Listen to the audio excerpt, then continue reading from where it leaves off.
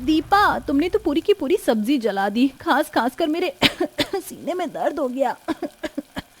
क्या करूं मोहिनी, मैं तो अच्छी तरीके से ही सब्जी बना रही थी, ना जाने कैसे जल गई। और ये देखो, तुम्हारा तो आटा भी कितना गीला हो गया है। क्या बताऊं दीपा, जब भी आटा गूंदने जाती हूँ तो ऐसे गीला हो जाता है। शुरू में तो अच्छा गुथ रहा होता है, लेकिन आखिर में आटे की जगह आटे का बैटर बन जाता है। आज हमारी पहली रसोई की रस्म है। अगर हम ये गीला आटा और जली हुई सब्जी बाहर ले जाएंगे तो हमारे ससुराल वाले क्या सोचेंगे। मोहिनी, दीपा, इन दोनों देवरानी जेठानी की आज उनके ससुराल में पहली रसोई की रस्म होती है। वैसे तो दीपा और मोहिनी खाना काफी अच्छा बनाती थी, लेकिन अक्सर मोहिनी से आटा गूंथने में काफी ज्यादा गलती होती थी। वहीं दीपा कितनी भी कोशिश करके अच्छी सब्जी बनाती थी तो उसकी सब्जी जले हुए कोयले में बदल जाती। अब लगता है हमें दोबारा से खाने की तैयारी करनी होगी, वरना हमारी तो काफी बेइज्जती हो जाएगी। दीपा अब जहां दोबारा से सब्जी बनाने की तैयारी करती है, वहीं मोहिनी फिर से आटा लेकर उसे गूंथने लगती है। लेकिन इस बार भी दीपा की सब्जी जल जाती है और पूरे किचन में धुआं धुआं हो जाता है। वहीं मोहिनी का आटा भी पहले जैसा ही गीला हो जाता है। हे भगवान, दोबारा से वही गलती। लगता है हमारी बैंड बजने वाली है। जहां अब एक तरफ रसोई में देवरानी जेठानी अपने गीले आटे और जली सब्जी को लेकर परेशान हो रहे होती हैं, वहीं बाहर सबको काफी जोरों की भूख लग रही होती है। अरे बहू, आज खाना मिलेगा या नहीं? भूख के मारे जान निकली जा रही है। अब हम क्या करें? मुझे तो कुछ समझ नहीं आ रहा है। लगता है अब मुझे ये जली हुई सब्जी और तुम्हें ये गीला आटा ही बाहर ले जाना होगा। दीपा अपनी जली हुई सब्जी सर्विंग बॉल में निकाल लेती है। वहीं मोहिनी आटे को तवे पर अच्छे से फैलाकर उसका चीला बना देती है और अब यही सब ले जाकर दोनों देवरानी जेठानी सबको खाने के लिए परोसती हैं। दीपा, मोहिनी, ये सब क्या है? ये रोटी की जगह आटे की चीला और ये जली हुई सब्जी। अब क्या बताएं माँ जी आपको, ये गैस ठीक से जल ही नहीं रही थी, जिसके चलते जेठानी जी की बनाई हुई सारी सब्जी जल गई और रोटियां भी बार बार जल रही थी, इसलिए मैंने ये चीला ही बना दिया। मैं तो तुम दोनों से पहले ही कह रही थी कि गैस को चेंज करवा दो। मुझसे भी कई बार सब्जी जल चुकी है। कोई बात नहीं बहुओं, परेशान मत हो। कल तक नई गैस ले आऊंगी, फिर तुम दोनों आराम से खाना बनाना।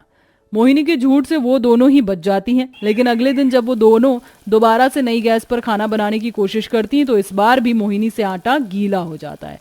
वहीं दीपा से सारी की सारी सब्जी जल जाती है। कल तो हमने माँ जी के सामने बहाना बना दिया, लेकिन अब क्या करें? सब्जी के जल जाने की वजह से उसका धुआं किचन से निकलकर बाहर हॉल में आने लगता है। हॉल में बैठी जागृति धुएं से खांसते हुए जैसे ही किचन में जाती है तो देखती है कि उसकी बड़ी बहू ने सारी सब्जी जला दी है। वहीं छोटी बहू ने तो सारा आटा गीला कर दिया है।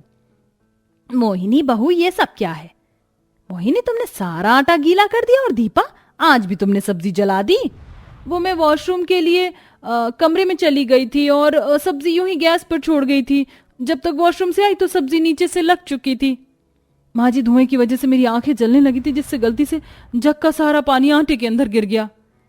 कोई बात नहीं बहुओं, इतना कहकर जागृति कमरे में चली जाती है, जिसके बाद अब दोनों देवरानी जेठानी जल्दी से ऑनलाइन खाना ऑर्डर करती हैं और सबको परोसती हैं। क्या नरम नरम रोटियां हैं, ऐसा लग रहा है कि जैसे किसी बड़े शेफ ने बनाई हो। सब्जी भी बड़ी ही लाजवाब है। मुझे नहीं पता था कि तुम दोनों इतना अच्छा खाना बनाती हो। आज के बाद घर का खाना तुम दोनों ही बनाओगी। क्यों माँ जी? खाना बनाने के लिए तो घर में इतने सारे नौकर हैं ना। हाँ बहू, लेकिन जो स्वाद तुम्हारे हाथों में है वो नौकरों के हाथों में कहा, इसलिए आज के बाद रसोई की जिम्मेदारी तुम दोनों की।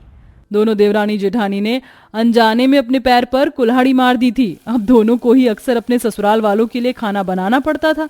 हर बार सब्जी जल जाने और आटा गीला होने की वजह से चुप चुप कर वो दोनों बाहर से खाना ऑर्डर करके सबको खिलाने लगी थी, लेकिन उनके लिए ये काम भी इतना आसान नहीं था।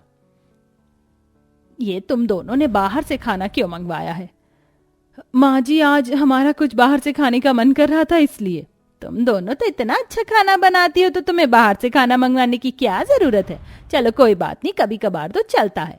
अपनी सास की बात सुन देवरानी जेठानी की सांस में सांस आती है। दोनों देवरानी जेठानी अच्छी सब्जी और ठीक तरीके से आटा गूंथने की काफी कोशिश करती हैं, लेकिन हर बार वो नाकामयाब होती हैं।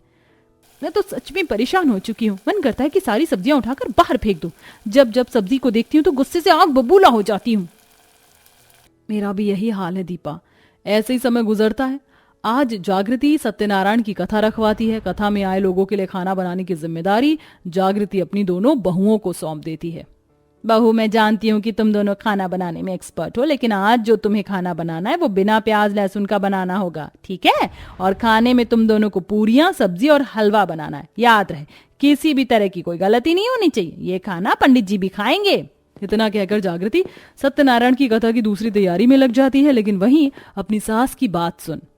अब हम क्या करेंगे दीपा? हम तो बुरी तरह से फंस गए हैं। एक काम करते हैं, हम लोग बिना लहसुन प्याज का खाना बाहर होटल से मंगवाते हैं। ऐसे कई सारे होटल होते हैं जहां पर बिना प्याज लहसुन का खाना मिलता है। दोनों देवरानी जेठानी ऑनलाइन कई जगह पर बिना लहसुन प्याज का खाना सर्च करती हैं, लेकिन उन्हें कहीं पर भी ऐसा खाना नहीं मिलता। लगता है अब हमें ही खाने की तैयारी करनी होगी। दोनों देवरानी जेठानी भगवान का नाम लेकर खाने की तैयारी करती हैं, लेकिन इस बार भी दीपा की बनाई हुई सब्जी जल जाती है और मोहिनी से आटा गीला हो जाता है। हे भगवान, अब हम क्या करें? हम जितनी भी कोशिश कर लें, लेकिन हमसे ये सब नहीं होता। भगवान, अब तू ही हमारी मदद कर। दीपा किचन में खड़े खड़े रोने लगती है कि तभी उन दोनों की सास जागृति किचन में आती है। अरे दीपा बहू, क्या हुआ? तू रो क्यों रही है?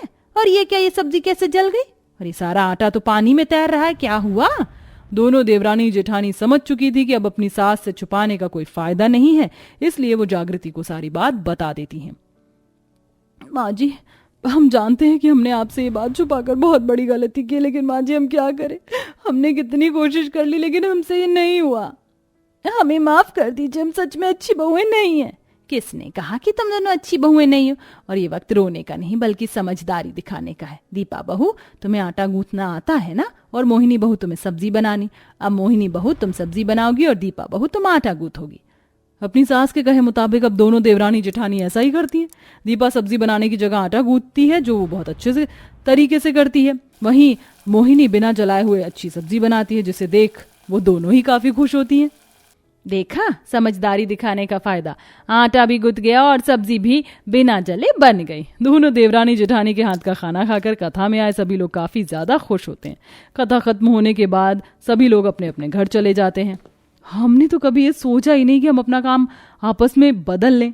आज के बाद मैं ही सब्जी बनाऊंगी और दीपा ही आटा गूंथेगी। लेकिन कब तक बहू? कभी दीपा बहू नहीं रहेगी तो तुम्हें ही आटा गूंथना पड़ेगा, और जब मोहिनी बहू नहीं रहेगी तो दीपा तुम्हें ही सब्जी बनानी पड़ेगी। इसलिए तुम दोनों को सब्जी बनाना और आटा गूंथना दोनों अच्छी तरीके से आना चाहिए। जागृति अपनी दोनों बहुओं को किचन में ले जाती है, जिसके बाद अब उन्हें सही तरीके से सब्जी और आटा गूंथना सिखाती है। मोहिनी बहू, आटे में कम पानी डालकर ही गूंथना चाहिए, और अगर कभी भी आटे में पानी ज्यादा हो जाए तो उस पर थोड़ा और आटा डाल लेना चाहिए। और दीपा बहू, हमेशा सब्जी कम गैस पर ही बनानी चाहिए और बीच बीच में उसे अच्छे से चलाना चाहिए, जिससे सब्जी जलती नहीं है। मोहिनी अपनी सास के कहे मुताबिक आटा गूंथती है, जो इस बार बिल्कुल सही तरीके से गूंथता है। वहीं दीपा भी अब बिन जलाए अच्छे से सब्जी बनाती है।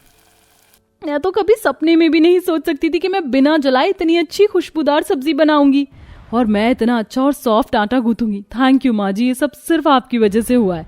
अब दोनों देवरानी जेठानी अपने काम को अच्छे से सीख जाती हैं, जिसके बाद दीपा कभी ना ही सब्जी बनाने में कोई गलती करती और ना ही मोहिनी आटा गूंथने में।